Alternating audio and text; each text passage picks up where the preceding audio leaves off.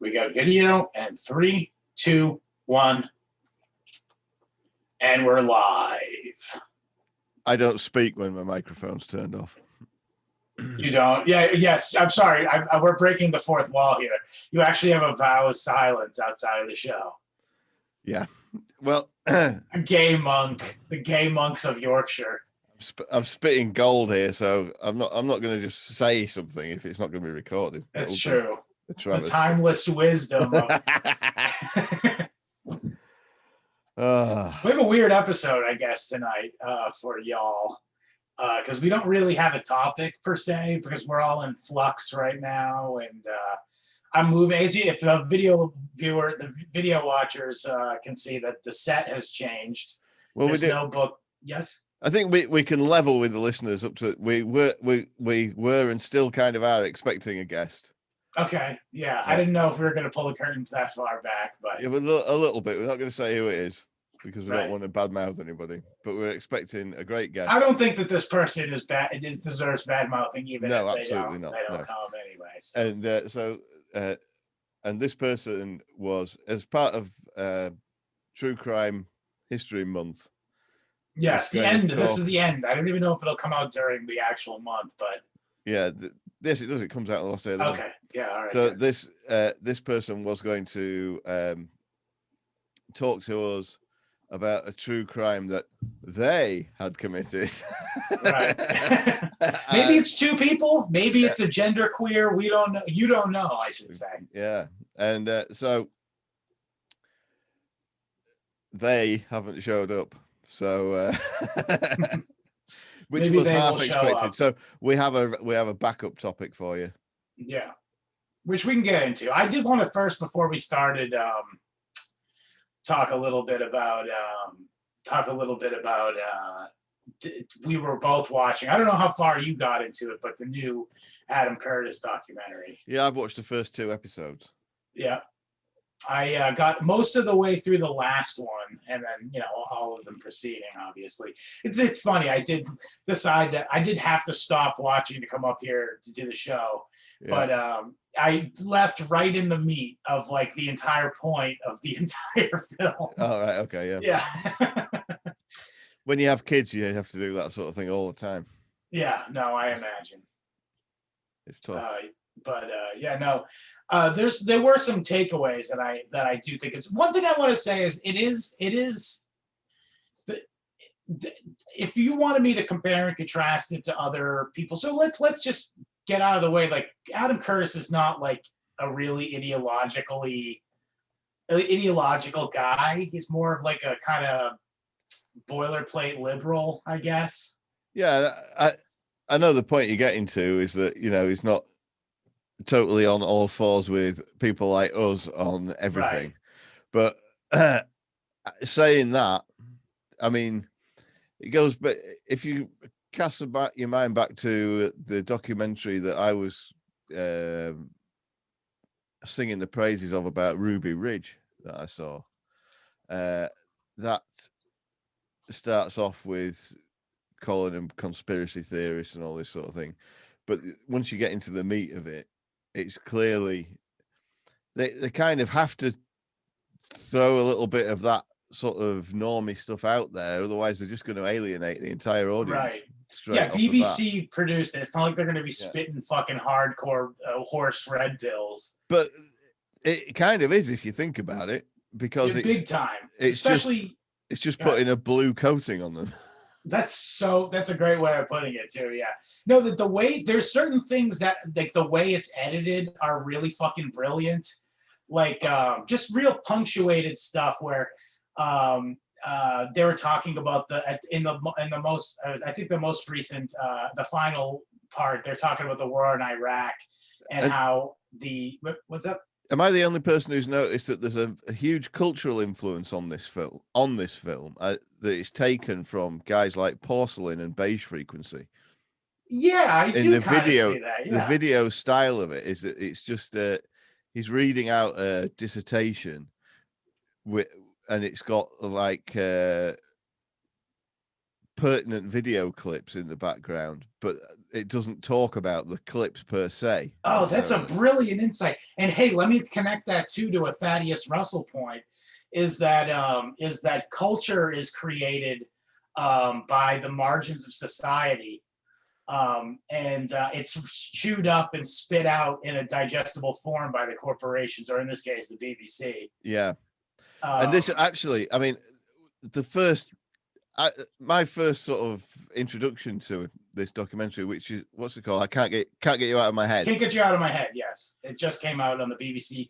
Adam Curtis. Yeah. And most of it, actually, all of it is available for free on YouTube. So get on there before they're all gone. I don't know. He uploaded some of them, but not the entire film. Even I'm allowed to watch it, even though I don't have a license for that telly. Oh, do you have a license to be watching Adam Curtis? What's all this thing? Are you getting red-pilled? I got my doll from a Sikh fella at the Labour Exchange. Oh yeah, that was funny. Yeah, yeah.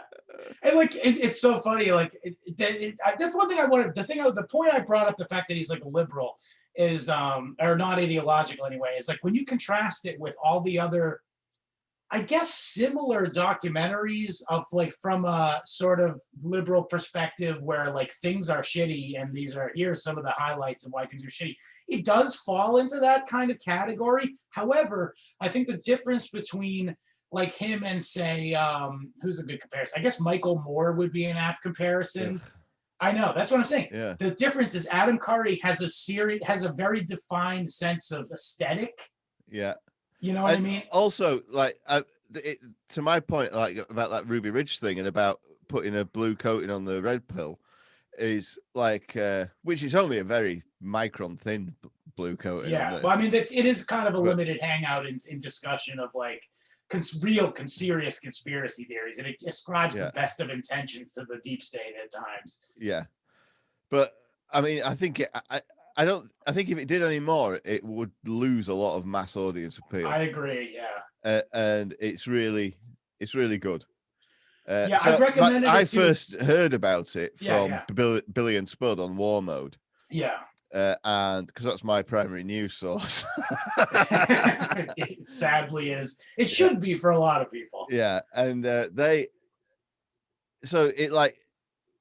I know the BBC's got this good international reputation, and I think it's things like this, right? Where so it's actually as bad as any news organization in the terms of the bills that it gives us. But before the internet, we had the BBC Radio World Service, which broadcast all over Europe and Asia and Africa, and that was much better news than they gave to us plebs at home, because it's and especially in the times of the Cold War, it was trying to undermine the control that the ruling classes had in foreign countries, while reinforce the control our ruling class had at home. So it had to have two separate news services. Mm-hmm. It still does, and I think that's something to do with it. But it was a big dose of hopium for me in a way. It was a shock at first to see a BBC logo in the corner of the screen. Yeah, that there must be some faction at the BBC, and this is because of the way it's set up. I guess it seems there can be a faction which isn't totally on board with everything the BBC does in its big sort of public-facing, everyday content to British consumers. So it's yeah. I mean, the entertainment stuff that they produce, they call it entertainment, I mean, it is Orwellian. It is just slop. It's worse than you can imagine. Sidle up to the trough. Yeah. What's the other thing? Yeah, so at times it does kind of. But anyway, the thing about the aesthetic though, it's like definitely has a like the thing with like Michael Moore. There's other fucking directors who have this style of kind of these are the problems of the world filmmaking, for lack of a better word. Yeah. but all those are like very dire and dreary. And the way that Curtis does the documentary, it almost kind of highlights it does a good job of contrasting like the good things in life or the beautiful things in life, I guess, with what the reality of life is. It helps it opens up your mind a little bit. I think it sort of because it's basically a fairly comprehensive. Well, no, it's not comprehensive, but it's a wide-ranging topic, isn't it? It's a history of the 20th century in China, the United States, and Great Britain. And so obviously, I mean, like, you go on the conspiracy theory things, which are our pet thing. You can't go into them. You haven't got time. Yeah, he's only got 7 hours. Right, and yet they did touch on MK Ultra. They touched on in the final episode I'm watching now. They're going on to basically, he doesn't say, and this is how he's very smart too, by the way, and why I think it is very red pill is after they deliberately went and showed MK Ultra. They showed the Kennedy assassination and stuff, and again that very big time limited hangout with that, but. What's it called? But then they put that in your head, and then you watch through, and then the final piece they start talking about enhanced interrogation. And they start talking about, and then also and then earlier on they talk about, what was that thing you took kind of issue with, but issue with the subjects of it, that those eye tests. Oh yeah, the sort of scientific. So in episode 2, which I've watched today, they've got this scientist who's, interesting enough, is called Hesse, who's also the subject of the topic we're doing tonight. Oh, that's true. Yeah, this guy Hesse is a psychologist. Now, psychology is fucking babble. It's made up. Like, I'm not saying that there's nothing to it, but these have these experiments looking at different dilations of people's eyes when they look at different images. And it's based, and they had the guy who invented the experiment explaining it on film, and he's saying, well, basically he said the eye bone's connected to the brain bone, so it makes sense, doesn't it? It's like, the eye's doing something, it must be because the brain's doing something, isn't it? Right? Yeah. It's like, fucking, that is psychology. That's they call that science. Yeah. Your eyes are connected to your brain, mate. So it makes sense. Stands to reason, don't it? Yeah. It has less basis in reality than fucking phrenology. Yeah. Like, at least you can actually observe by measuring different skull shapes. You can kind of ascertain what phenotype of person you're talking about. Yeah. It doesn't necessarily have an impact on your fucking brain abilities, but there is some objective fact that can be derived from it. Yeah, and this is all horseshit. Yeah, it is. So they, and then what they do is they do these. So it's like a circular justification. So they say, well, your eye's connected to your brain. So if your brain thinks something, and they're trying to get information out of people that people won't or can't tell them, right? Right. So but really what they do, they assume they already know that these fucking people are basically vermin. What I was thinking. Yeah. So that they go, so the control of the testing of the eye bone is connected to the brain bone fucking thesis is they show them a picture of the picture of a baby and then a picture of some skulls, and the eyes do something different. So they say, and then they show them a picture of a black man and it does the same thing as it does with the skulls. So yeah, we knew these people were fucking awful. and that proves it. And so it's just a total self-licking ice cream cone, circular justification, and they call it science. Yeah. Yeah, scientism. And I was just saying, when we were chatting about it earlier, it's like, that really speaks to the authoritarian impulse of someone who had set out with that goal of experimentation. It says more about what kind of person would embark on such a thing. Yeah. But of course, then they don't see themselves as subject to these base animal fucking. They're the managerial class. Yeah. And we are but their subjects. What did fucking Zbigniew Brzezinski call us? Oh, vessels. Yeah. The vessels. Is it vessels or vassals? I know Billy Who says knows? vessels. Yeah, it could be vassals. I don't know. Vassals is the feudal term. I know, but they both work. Yeah. Yeah. Anyway, but yeah, that's fucking great. What was the other thing I want to talk about in that? They were talking about complexity theory, which is kind of the idea behind, or the guiding principle, I suppose you would say, to the idea that these algorithms can predict human behavior and create models of human behavior. Yeah. Basically, the idea that they can observe all these different inputs that are not necessarily consciously given. Like the way this is something that's in that Adam Curtis directly says in it, is that like the way that human minds like link together, the way that we perceive the world is we tell ourselves stories in order to make sense of what's going on around us. And the way that a computer looks at things is it just analyzes raw data and doesn't even, the stories don't matter, but they can perhaps create similar models using both methods. Yeah, but this actually calls some. I don't know if I've mentioned it on the show before, but I saw. I'll tweet it out and put it on Telegram and whatnot. Again, I've already put it on Telegram once, but in that style of filmmaking where there's some kind of narration or point being made, and then there's images in the background, not that. It's not the narration talking about the images, it's the images talking about the narration, if you like. I think that's a good way of putting it, isn't it? Mm-hmm. That video of Aldous Huxley and George Orwell doing interviews, and somebody's just doodling like this amazing cartoon in the background that's going on, which illustrates it. That is fucking great. I'll tweet that out later. That's great. Yeah.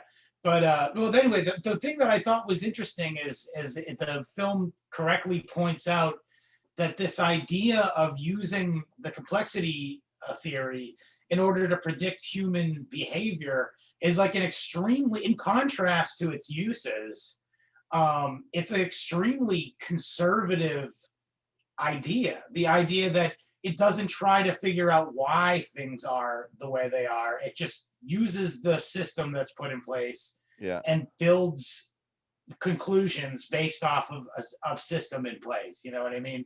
Right. Yeah. It's literally the opposite of being revolutionary. It's almost. Well, it is. If you look at, I mean, like again, a lot of these points are things you come to yourself watching the movie. But like it's clearly building up to the modern era, and like so, episode 2's sort of in the, I guess, the 50s and 60s, and you've got these British revolutionaries fucking banging the chest about these are commies, and they're banging the chest about the main thing they're concerned about is people must have the right to express themselves in exactly how they feel they should, right, and it to individual conscience, and yet the commies now are saying the opposite of that, or a great many of them, but really, I mean, is that just the way that it goes, however the hierarchy is, or that those in charge are clamping down on that, or has the existing hierarchy from back then, which is still in place, has it just hijacked their names? Yeah. So I mean, it's like the sort of the mantle of being a lefty has been stolen by the fucking same moneyed landed classes that were stopping people from stopping white girls marrying a black guy back in the 50s. Yeah. It's just the same fucking shit. It's the same people doing the same shit. Yeah. And like how the black revolutionaries were saying, but they hated white liberals because I think they could see that they were they were the sons and daughters of the managerial class, and they were just sort of thought, well, when the revolution comes, we're still going to be that. We're still going to be the managerial class. We're going to look after these. But we're just going to change our flavor a little bit. And this comes back to my hobby horses. Though that class of people sees us and black people with the same amount of contempt. So and the fact that that's why that they're always pitting us and black people and Muslims or whoever it is against each other all the time, to the point of bombing them in North Africa to displace them to come and live in fucking Europe, to fuck it up and cause friction with the lower orders. That's what's happening. So like, and they call it working class racism with such ignorant fucking pigs or whatever. But you for the most part, working class racism, and also here's another bone I've got to pick with Adam Curtis is that said, not that I think anyone should be in prison for making a speech under any circumstances, but that Michael X character got locked up for making a speech. And again, I get it. He's making a valid point, and he hasn't got time to go into the full details. Also, he isn't as ideological as us, like must be said. Yeah. So so Michael X got locked up for it. And it says, but meanwhile, on the same day, Enoch Powell gave a speech attacking immigrants and he wasn't locked up for it. But well, number one, from a technical point of view, Enoch Powell gave his speech in the House of Parliament as an MP, and he can say whatever he wants there. Right. You're allowed to do that. And number two, and the main point is, that's a misrepresentation. And this misrepresents what the white working class are opposed to, and it misrepresents what Enoch Powell's opposed to, which isn't immigrants per se, it's immigration. Right. Which is a very big distinction. And you can ask the Latinos in America about that, you know. Right. And it has to do with economics a lot. Like, it really does have to do with economics. Yeah. And like, just to chalk it up to like, boo-hoo, I hate blacks is kind of fucking infantile and, you know, dishonest. Yeah. I mean, we'll have to, I should have actually, given that I wanted to make that point, I should have read Enoch Powell's speech. But well, it's probably like, fuck these monkeys. No, it's called the Rivers of Blood speech, because he was just warning that there's going to be rivers of blood, which, I mean, everything he said in his speech did come true. Just saying. No, but I think that you were making an interesting point there where saying like, and the movie really illustrates the kind of really tenuous balance of individualism and collectivism, like over time, and like how these things kind of seesaw back and forth to fit different people's narratives at different times. You know what I mean? Yeah. Like, for instance, you were talking about like that old revolutionary thing was like all about self-expression. At that point, the capitalist class said, okay, what, you want expression? Okay, let's change the way we do things. Yeah. You're not going to just have to buy, you don't have to buy a Model T. You can have it any color you want as long as it's black. You get to have whatever color you fucking want. And you get to express yourself and you get to feel good, you know, you get to fucking, and that's also another thing. This is a really great The Century of Self. Yeah. Which really explores a lot of these thoughts that he, like, I really recommend watching both. Because he really does explore specifically like that 60s period where it's all about expression and what like, you know, different philosophies that were going on at the time, and the human potential movement and stuff that dovetails really nicely into this movie. Yeah. And I liked how he really gave the German commies, terrorist guys, a fair shake as well, which I appreciated, because it seems like they started off pretty based. Yeah. That they were like, hang on a minute, our parents were all fucking Nazis and they're all running the show now. How comes? Yeah. But I mean, and they were very anti-Semite, if you like, weren't they? They were passionate. Understand the impulse being who they were. Exactly. And so, but this to me, the funniest part of the documentary, though, because their whole movement descended into a complete and utter fucking farce, because they were such fucking the thing with this sort of 60s revolutionary white revolutionary thing was they were so fucking privileged. They were boomers, weren't they? Right? Yeah. And so these fucking cunts, like, who had been acting pretty based and were acting on principle, But they were all about this. Evidently, were all about this free love and free expression horse shit as well, which was really the downfall of their movement. Yeah. And they went to join up this fucking Palestinian freedom fighters brigade in Palestine. Yeah. And which based, by the way, also. Yeah. Just saying. But the chicks were sunbathing in bikinis on the roof of the fucking barracks. Yeah. And what is the problem with this? I don't even understand why there are cultural differences against the Muslims. I had no idea. Fucking is the same as the shooting. We must be able to fuck each other whenever we want and crawl all over one another like the hamsters. What Germans? I want to shit in the Fräulein's mouth.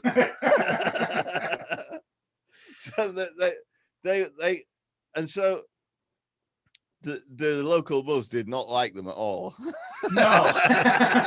I probably wouldn't like them either. The local muzzle had pictures of Hitler in their wallet, and so anyway they started. You could just imagine with that kind of privileged Western attitude, how much. I mean, you can see that being a flare point, but how annoying they were to the guys who were from there, who were literally legitimately fighting a fucking war of attrition that is still going on today. And these kind of sexy German tourists come and throw the beach towel over their fucking sunlight. Voluntourism. Yeah. And so they started not giving them much ammunition for training with. So they went on strike. I mean, that is so gay.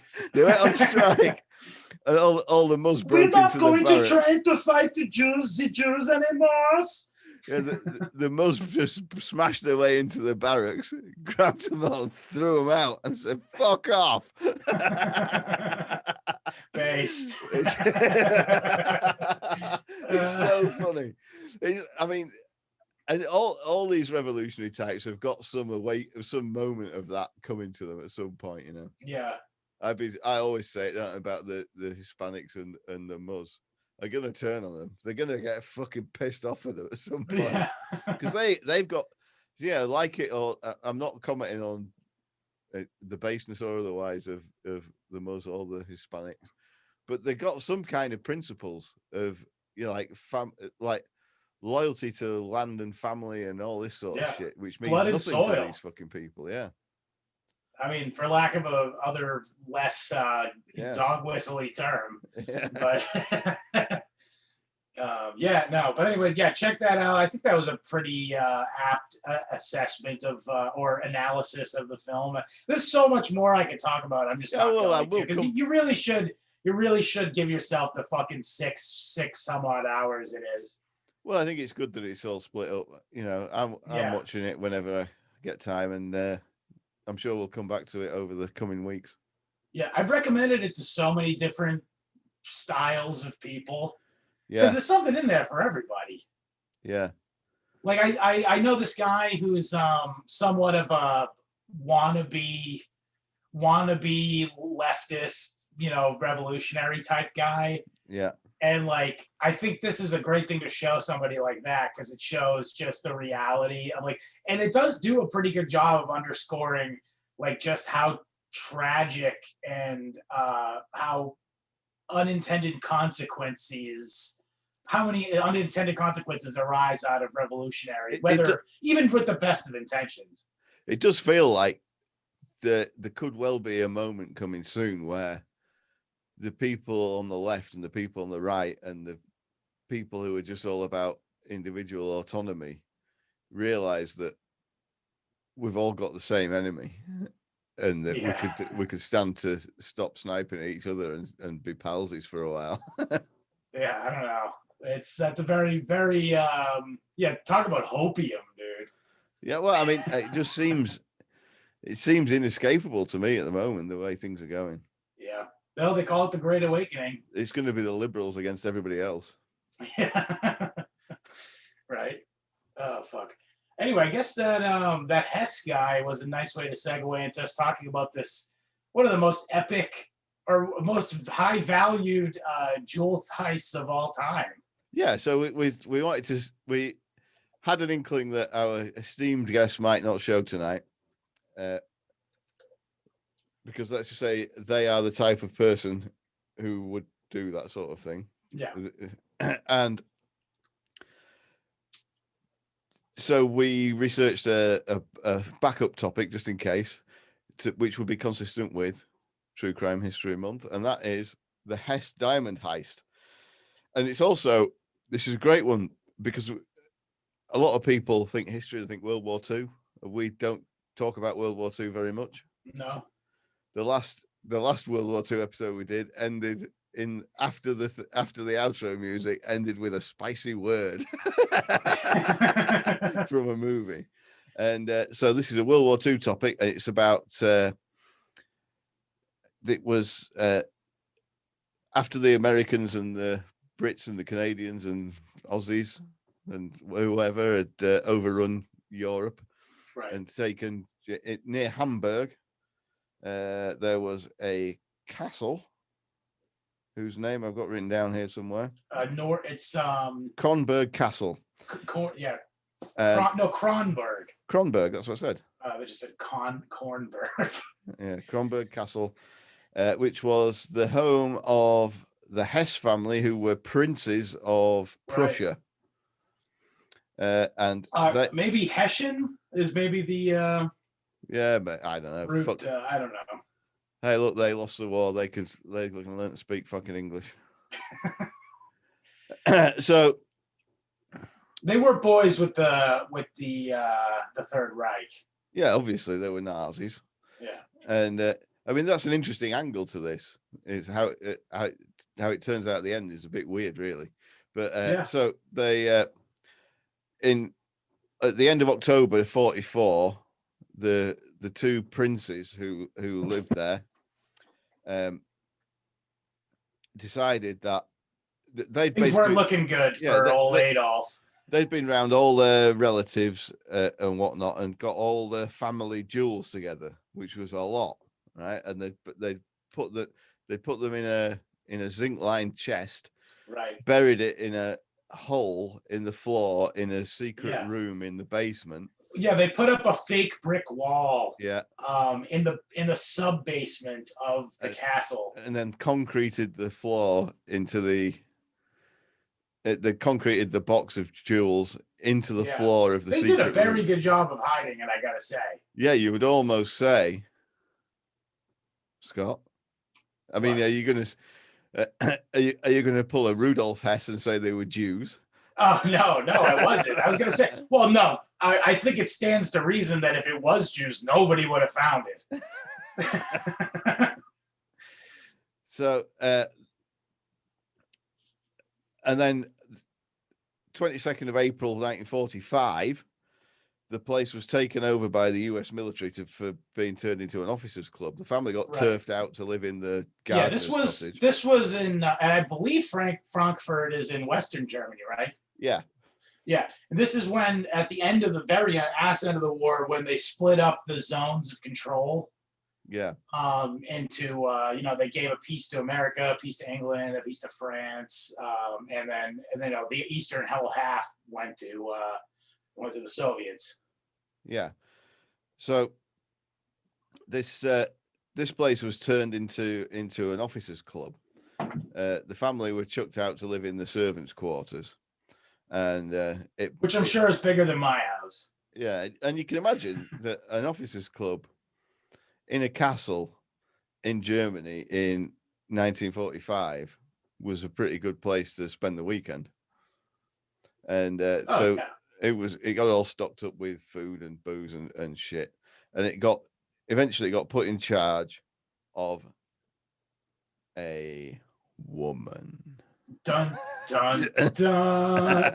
Yeah, I believe one of the things I saw is they stocked up enough fine stuff. Not only did they have like the stuff like to feed everyone and whatnot, but they also got like fine china, fine silverware, like all the glasses for a banquet for I want to say 90 people to have multiple glasses. Yeah, and they were all staying in the rooms, and so it was put under the charge of, because basically the job of whoever's running this is to make sure that the men, the And officers, the rooms are clean. The rooms are clean, and the men are, given plenty of comestibles and entertained. So obviously, She went above and beyond for one guy. Yeah, it's a suitable job for a woman, and so it was delegated to Captain Kathleen Nash. I can't believe that there was a captain in the army. That was I'm pretty sure there were no female officers in the British Army at that time. Well, I understand up until literally like a year ago that there was no combat roles for women in the British Army. No, in the American Army, in the U.S. Army, yeah, or military period, yeah. Up until like maybe 2 or 3 years ago, they just made it so women can take combat roles, like, and they would be relegated to something like this, like logistics. As much as somebody else we know is in logistics and was a bit of a girl. Yeah, as much as I am a misogynist, self-styled misogynist, I don't think that's right.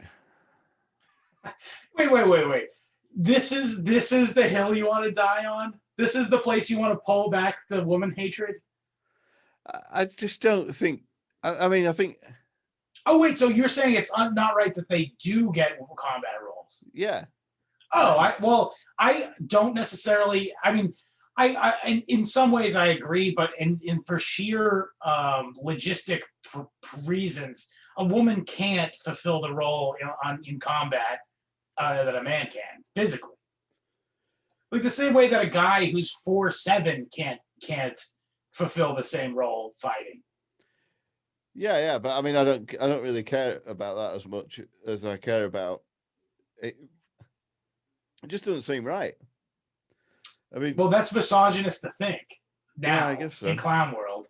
Yeah, I think women should be protected.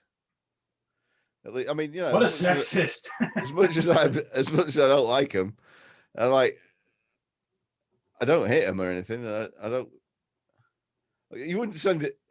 I mean, would you personally send a woman?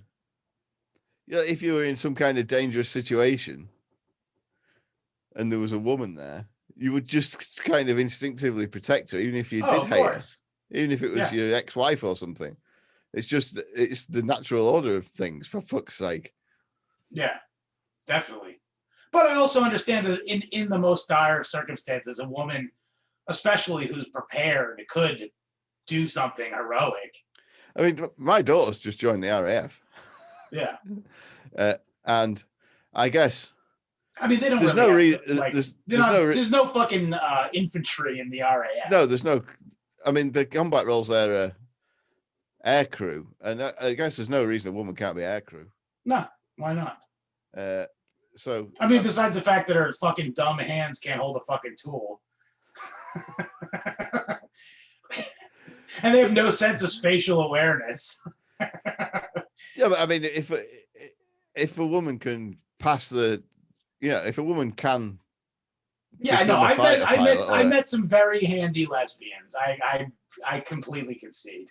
Or a helicopter pilot or whatever. There's no reason why they shouldn't do it. Yeah. I guess, but and the sort of urge to protect them. I don't see. I don't. Somehow it doesn't press the same buttons when you think of a woman flying a jet bomber, unleashing hell on everybody below her. Like that seems like their natural role. Yeah. Hell hath no fury. Opening up the doors and letting all hell break loose. Yeah. Kind of Freudian symbolism there for the way they open up their legs and everything goes to shit. Yeah. No, I do also think we're off topic again, by the way, but I do think a woman would make an excellent assassin. Absolutely. Poison. Not even just that, but I mean, like a woman, like I'd like to give women credit to the idea that they could potentially be extremely good at long range sniping. They'd have to have like they'd have to have an extra lightweight rifle, and they'd have to be allowed to get closer to the target. All right, that actually is sexist. Well, they say that in the women's cricket, right? There's a debate over the great equalizer. Because cricket, the pitch is 22 yards long, so the bowler has to be 22 yards away from the batter when the ball's released, and so this is the main thing with women's cricket, is that women just can't get the ball down as fast. Yeah. Right. And there's a debate over, and I think it is the feminist movement that stopped this, because women's cricket is not bad. It's not a bad sport to watch. It's just, for me, I don't really watch it because the appeal of cricket is all to do with like the tradition, and it's all to do with statistics going back hundreds of years, and you're like, so you know, it's a new thing. Anything new, I don't like. Okay. It's not really so much because it's women. Very principled. But there's a lot of women's cricket advocates who are women have advocated bowling off a 20-yard pitch instead of a 22-yard pitch to make it so that women can get the ball down the pitch in the same amount of time as the men can, and thus to make it as dangerous as the men's game and as difficult a more for the competitive sport. Well, it's still pretty competitive, but it's like a more dynamic sport. Exactly, yeah. Because it's just that if you can bowl a ball at 90 miles an hour, it doesn't take it long to go 22 yards. Yeah. But if like the fastest women are like 65, 70 instead of like 95, so it's just not as to be as exciting as men's cricket, it needs a shorter pitch. Right. Oh, we've gotten completely off topic. Oh, transgender bowlers. It's ma'ams. Yeah. Anyway, so Cronberg Castle. Yeah, so what was this lady's name again? Kathleen something. Kathleen Nash. Nash. And yeah, so she was bitch. I saw a picture of her. She wasn't actually. Was she? Yeah, she looked pretty normal. You let her give you brain. I didn't say that. I just said she wasn't a fucking tub of shit. Well, I would imagine that if you were an officer who's you couldn't get away with just being a fat fuck. No one would respect you. Yeah, but if you were a male officer, let's say a colonel, and you just fought your way across Europe or whatever, and the first sort of American woman you saw would be hot, regardless. Yeah. Oh yeah, of course. So yeah, this Colonel Jack Durant, U.S. Air Force. He didn't actually serve. He spent the military service. Yeah, he was a Washington, Pentagon dude, wasn't he? Yeah. But he was a pisshead, wasn't he? Oh yeah, and so was she. So it was fucking yeah. So he was executive officer to the chief of staff of U.S. forces in Europe. So he was pretty fucking. I mean, a colonel is not what they call a Buckshee rank anyway, is it? There aren't many colonels. No. He was a staff colonel. So pretty fucking highfalutin dude, and he rolls in and starts fucking banging this wench. And then on November the 5th, so they've got this clique of Nash, who's fucking Durant, and then this Major David Watson, who was a quartermaster, they're all fucking bent as a 9-bob note. Read Catch 22 if you're not fucking au fait with that. Yeah. November the 5th, they had like lowly fucking basically bartender He was a U.S. serviceman, something or other, 5th class. Yeah. Technician 5th grade. Right, so that is a raw conscript, isn't it? Basically, yeah. His name was Roy C. Carlton. Yeah. And he found a wire. They were sloppy. They did not live up to the German engineering I'm used to when they built that fake wall. So, I mean, what's he doing, like searching around the basement and noticing shit? Like, clearly everybody's fucking looting everything left, right, and center. Yeah. And this guy's seen a wire and he's thought, I wonder why that's there. So he gone and got a fucking sledgehammer. It says in a Carlton attacked the wall with a sledgehammer. Yeah, walloped a hole in the wall in the basement of a castle. That's a big fucking job. Yeah, that's not drywall. Because like, I mean, my house is old, but in old-fashioned building involves, they put a foundation in, but they would also, to spread the load, they'd make the walls much wider at the bottom than they are at the top. Yeah. To sort of triangulate the load and give the wall a bigger footprint. So when you're in the basement of a fucking castle, that's a hell of a wall. Sure. And well, this was a false wall, not for nothing. Oh, I guess so. Yeah. So he walloped a hole in it enough to see through. Can you just imagine what this was like, though, for him? Though he's like in an ancient to this fucking retard who's probably drunk because he's hanging around in a fucking like a Playboy mansion of West Germany. Yeah. And he knocks down a wall in this fucking castle from antiquity. He must think he came across like the Flying Dutchman's fucking his horde. But he just saw the room because it was still concealed inside the room. Right, there was nothing in the room either. But here comes the sort of imperialist, colonialist, fucking military attitude of he's made the discovery, but it's fucked if he's going to knock the wall down all the way himself. He goes and gets one of the Hesse family's staff and makes them do it. And then, so he alerts this. So he alerts this triumvirate of officer lushes, and they come and supervise the excavation of this concrete thing, which you can only imagine must have been a fucking hilarious scene. I can't believe they haven't made a movie out of this. And they eventually managed to crack into the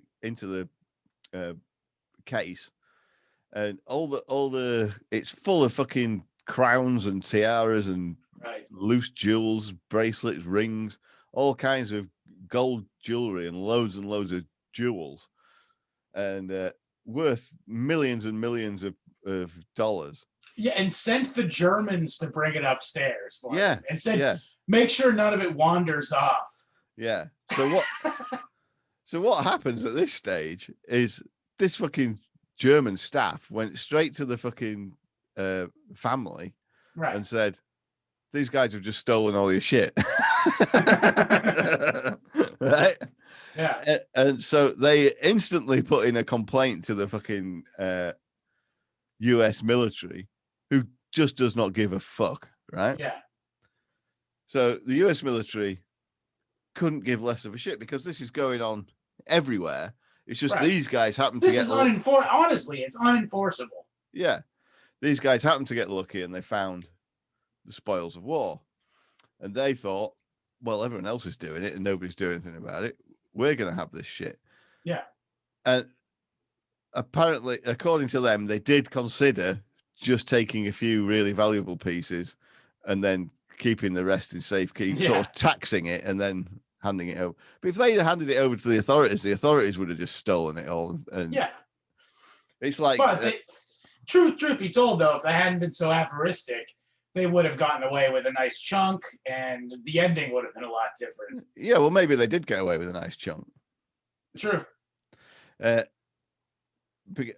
So no investigation started until the following year, because the family went to the local commanders. They didn't give a fuck. There was a special commission set up to prevent this sort of thing, they could not be less interested. Yeah. So they ended up in sometime April 1946. They finally got in touch with the military CID, and which is Criminal Investigations Division. Yes, thank you. Which is also what that's called in the British police forces. Really? Yeah, they call it CID. If you're a detective, you're CID. He's CID in the old bill, mate. Quick, it's the filth, leg it.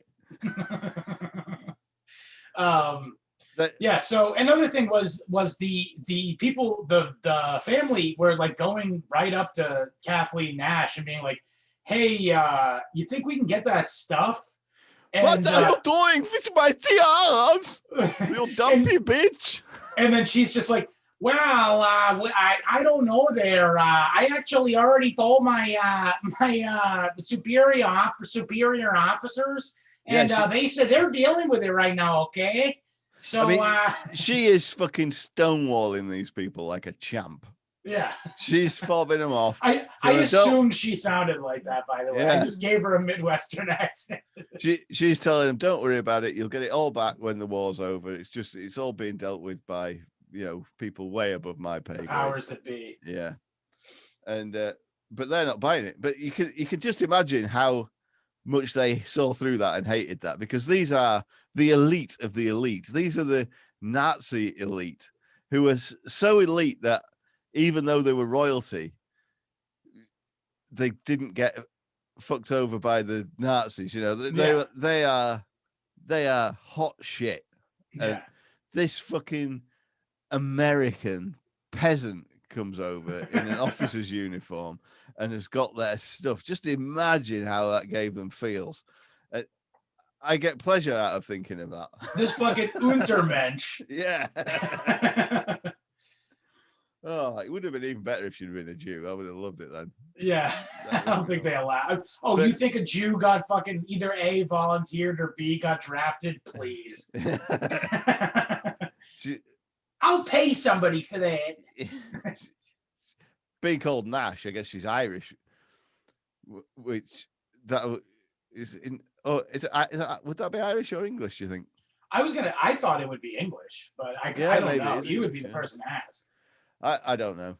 The thing is, there's no English names are so unusual in England. I mean, my name's French, right? And like this, and there's sort of. I mean, even the concept of England doesn't go back all that far. True. Anyway, fuck all that. That's ridiculously off topic. Yeah, we for another day. Of course. So. Yeah, they'd been the whole time they were smuggling it out in dribs and drabs, posting it to their siblings in the United States. This is so fucking comedy. How the fuck did they think that they were going to go away? This is like Fargo. Yeah. It's like just the idiocy and a series of events. Like they went to Switzerland, they went to like Hungary and just sold the scrap gold. Like they took fucking pliers and ripped these priceless fucking jewels out of like the crowns and rings and shit, and then just said, "Here, I found this. Yeah, well, can I get some cash?" And then posted that back home. Well, what Major Watson had been a quartermaster in Northern Ireland, and he had some slam piece over there, right? And he kept taking trips to Northern Ireland with his pockets full of shit, and giving him to his slam piece, who worked for the UN, who could then take them back to America in a diplomatic bag. Yeah.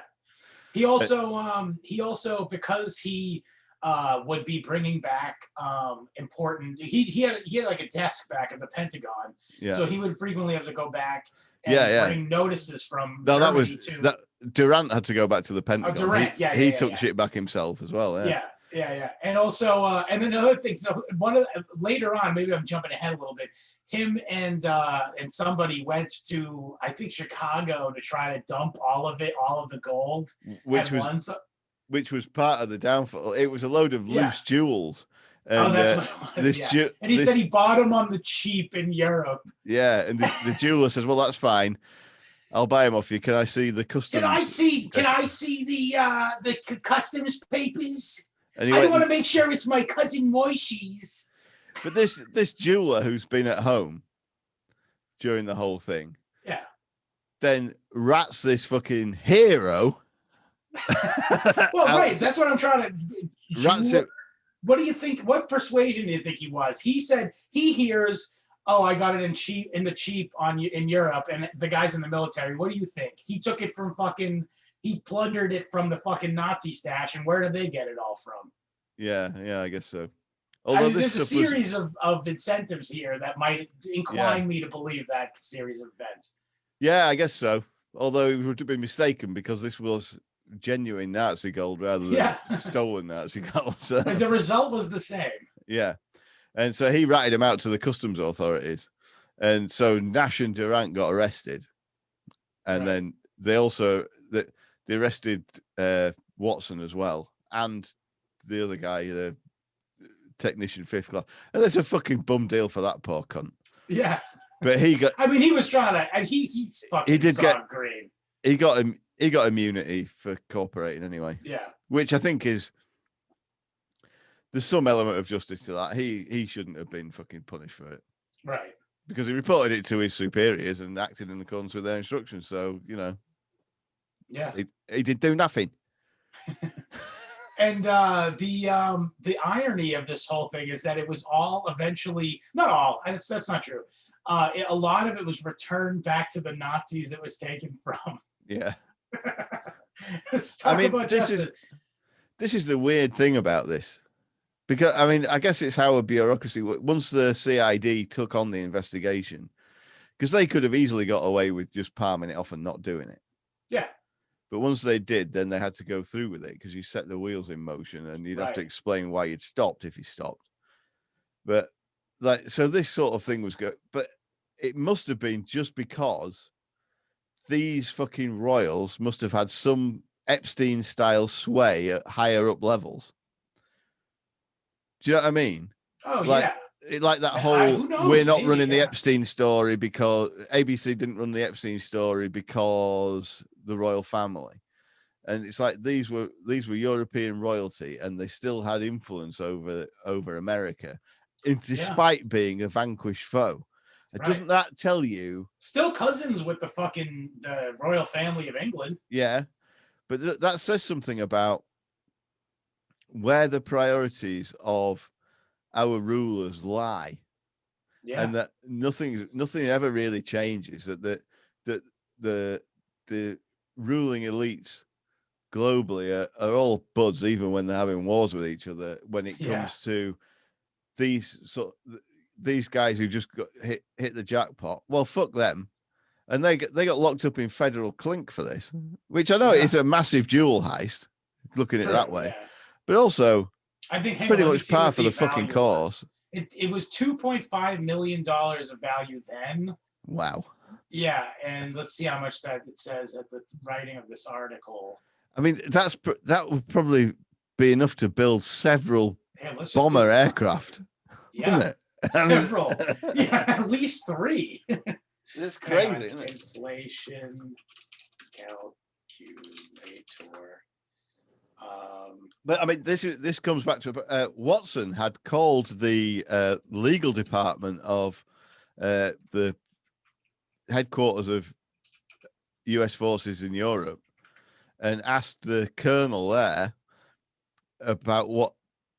At this point, Watson wasn't actually in on the conspiracy, but the other two, Nash and Durant, asked him to find $36 million worth. Right. Now. So Durant and Nash had asked Watson to make inquiries. They still hadn't let him in on the conspiracy, but they asked him to make inquiries as to the legality of plundered stuff that people found. Right. And so Watson, who's a major, speaks to the colonel who's in charge of that said legal department, and he said, well, there's no hard and fast rules on it, but there is a tradition of people taking war trophies as war souvenirs. So, saying them all. A nod's as good as a wink to a blind man. Yeah. So really, the sentences they got, they got court-martialed in Germany, and they got locked up in federal clink. Yeah.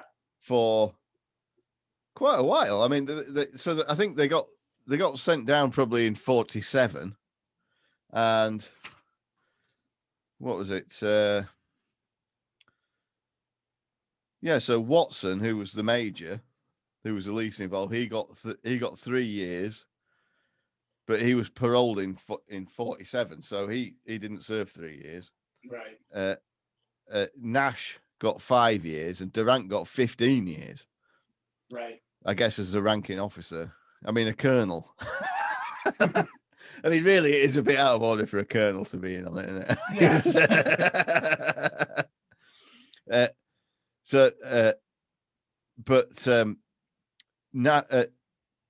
Watson was paroled in 47. He was the quartermaster major.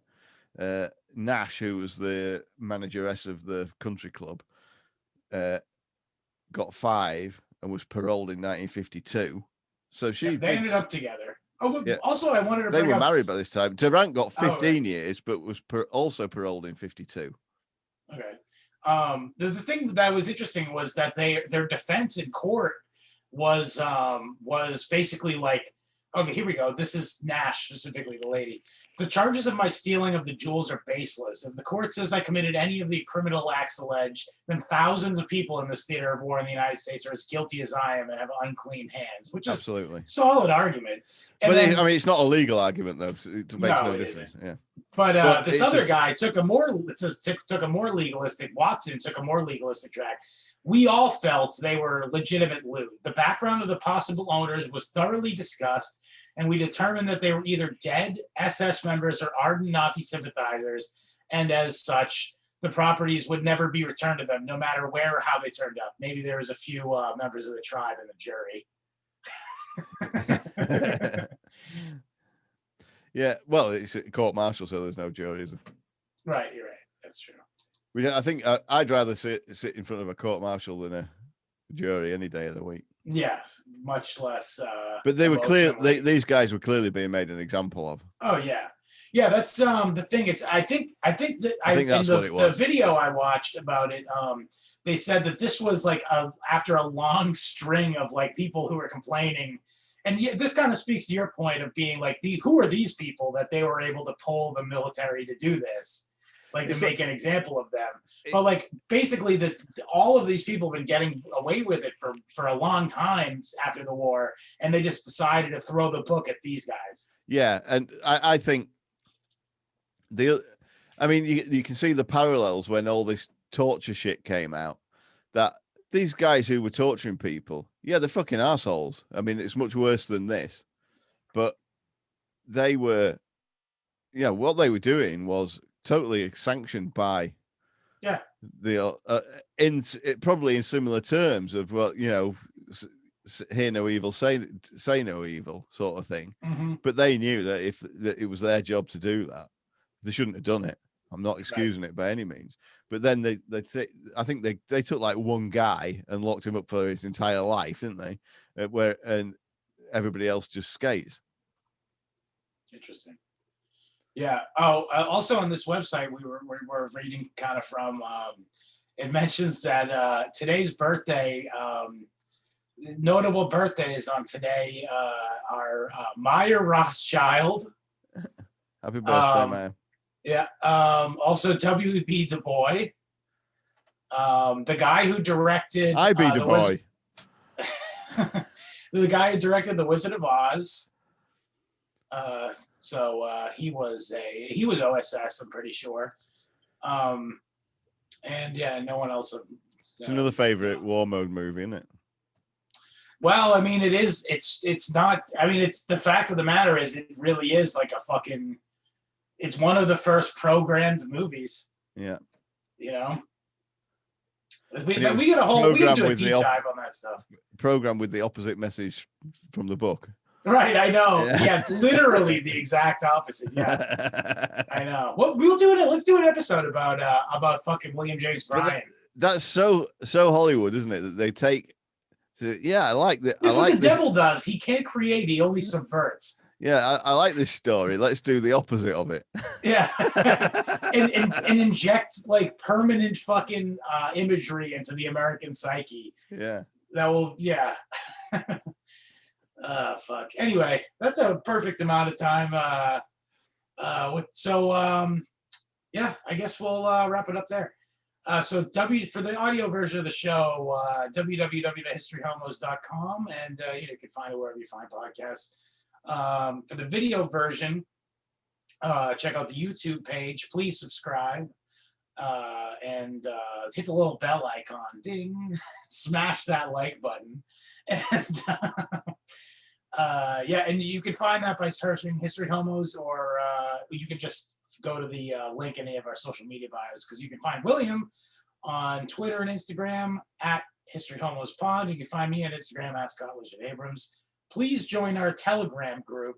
It's so much fun, by the way. I was just today, I put my phone down, I took to go take a piss, came back, and there was 7 fucking messages from all different people talking, and yeah, it's the engagement on there is incredible. Shout out to all the Telegram folks. Join the fun. Like, you will not regret coming into this group. It's so much fun. It's so funny, and we share all the memes of the day and whatnot. And so how would I find that, Scott? Oh, good.